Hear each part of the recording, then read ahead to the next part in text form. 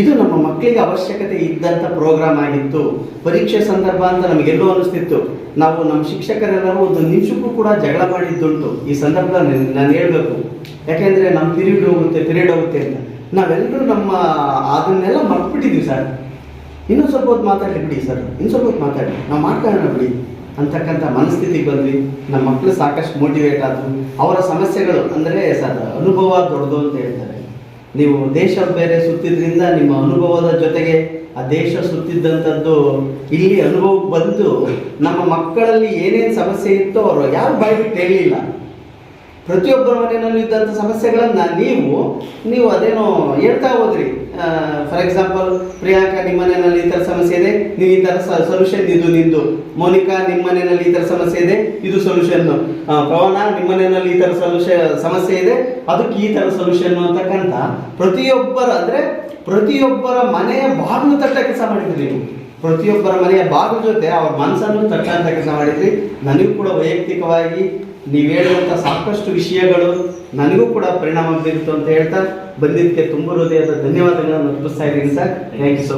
ನಾವೆಲ್ಲ ತುಂಬ ಬ್ಯೂಟಿಫುಲ್ ಆಗಿ ಊಟ ಮಾಡಿಬಿಟ್ಟು ಬೀಡ ಸಮೇತ ಎಲ್ಲೂ ಬಾಳೆಹಣ್ಣು ಸಮೇತ ಏನು ಮಿಸ್ ಆಗಿಲ್ಲ ನಮಗೆ.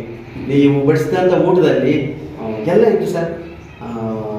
ಹೋಳಿಗೆ, ಹೂರ್ಣ, ಸೈಡ್ಸು, ಪಲ್ಯ, ಹಪ್ಪಳ, ಸಂಡಿಗೆ, ಪ್ರತಿಯೊಂದು ಲಾಸ್ಟಿಗೆ ಅಂದ್ಕೋತಾ ಇದ್ವಿ ಬೀಡನೂ ಇತ್ತು, ಬಾಳೆಹಣ್ಣು ಇತ್ತು, ಎವ್ರಿಥಿಂಗು ಎಲ್ಲದೂ ಇತ್ತು. ಅಲ್ಟಿಮೇಟಾಗಿ ನಮ್ಮ ಮಕ್ಕಳು ಮೋಟಿವೇಟ್ ಆಗಿದ್ದು ಗಮನಿಸ್ಬಿಟ್ಟು ನಮಗನ್ನಿಸ್ತು, ಇದು ನಮಗೆ ಬೇಕಾಗಿತ್ತು. ಇದು ನಮ್ಮ ಮಕ್ಕಳಿಗೆ ಅವಶ್ಯಕತೆ ಇದ್ದಂಥ ಪ್ರೋಗ್ರಾಮ್. ಸಾಕಷ್ಟು ಜನಗಳನ್ನು ವಿಚಾರಿಸಿದ್ದುಂಟು. ಆ ವಿಚಾರಿಸಿದಂಥ ಸಂದರ್ಭದಲ್ಲಿ ನಮ್ಮ ಆತ್ಮೀಯ ಸ್ನೇಹಿತರ ತಮ್ಮನಾದಂಥ ಸಂಜು ಅಂತ ತಾಲೂಕು ಆಫೀಸಲ್ಲಿ ಅವನು BA ಆಗಿದ್ದಾನೆ. ಅವನ ಹತ್ರ ನಾನು ಮಾತಾಡಿದೆ, ಈ ತಾಲೂಕು ಲೆವೆಲ್ ಅಧಿಕಾರಿಗಳನ್ನು ಯಾರನ್ನಾದ್ರೂ ಕರೆಸಿದ್ರೆ ಹೇಗೆ ಅಂತಕ್ಕಂಥ ಒಂದು ಡಿಸ್ಕಷನ್ ಆಯಿತು ಸರ್.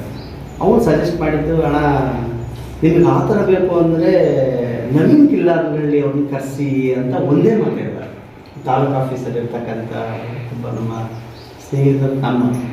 ನಂತರ ತಕ್ಷಣ ನಾವು ಮಾರಣ ಸರ್ ಮಾತಾಡ್ಕೊಂಡು ಡಿಸೈಡ್ ಆಗಿ ನಿಮ್ಮನ್ನು ಕಾಂಟ್ಯಾಕ್ಟ್ ಮಾಡೋ ಪ್ರಯತ್ನ ಮಾಡಿದ್ವಿ. ಆಮೇಲೆ ನಾನು ಸಾಕಷ್ಟು ವೀಡಿಯೋಸ್ಗಳನ್ನು ಅವನು ಸಂಜು ಕಳಿಸಿದೆ ನನಗೆ. ವೀಡಿಯೋಸ್ಗಳನ್ನು ನೋಡಿದೆ ಮತ್ತು ನಿಮಗೆ ಬಂದಂಥ ಪ್ರಶಸ್ತಿಗಳನ್ನು ಸಾಕಷ್ಟು ವಿಡಿಯೋಗಳನ್ನು ನೋಡ್ಬಿಟ್ಟು ಅವಾಗ ಅನ್ನಿಸ್ತು ನನಗೆ, ಇವರೇ ನಮಗೆ ರೈಟ್ ಪರ್ಸನ್, ನಮ್ಮ ಕಾರ್ಯಕ್ರಮಕ್ಕೆ ಬರಬೇಕಾದಂಥ ಪರ್ಸನ್ ಇವರೇ ಆಗಿದ್ದಾರೆ ಅಂತ ಡಿಸೈಡ್ ಮಾಡಿಕೊಂಡು ನಿಮ್ಮನ್ನು ಫಾಲೋ ಅಪ್ ಮಾಡೋ ಪ್ರಯತ್ನ ಮಾಡಿದ್ವಿ. ಆದರೆ ನಿಮ್ಮ ಸಮಯದ ಅಭಾವದಿಂದ ಶಾಲಾ ವಾರ್ಷಿಕೋತ್ಸವಕ್ಕೆ ಬರಲಿಕ್ಕಾಗಲಿಲ್ಲ. ಅದಾದ ನಂತರ 1-2 ಬಾರಿ ನಾವು ಡಿಸೈಡ್ ಮಾಡ್ಕೊಂಡ್ವಿ ನಿಮ್ಮನ್ನು ಕರೆಸಬೇಕು ಅಂತ. ನಿಮ್ಮ ಕಾರ್ಯದ ಒತ್ತಡದಿಂದ ನೀವು ಬರಲಿಕ್ಕಾಗಲಿಲ್ಲ. ಫೈನಲ್ ಆಗಿ ಆ ಸುಸಂದರ್ಭ ಅಂತಕ್ಕಂಥದ್ದು ಇವತ್ತು ನಮ್ಮೆಲ್ಲರಿಗೂ ಒದಗಿ ಬಂತು. ನೀವು ಬಂದ್ರಿ, ನಮ್ಮೆಲ್ಲರಿಗೂ ನಿಮ್ಮ ಜ್ಞಾನ ಭಂಡಾರದ ಉಣಬಡಿಸಿದ್ರಿ.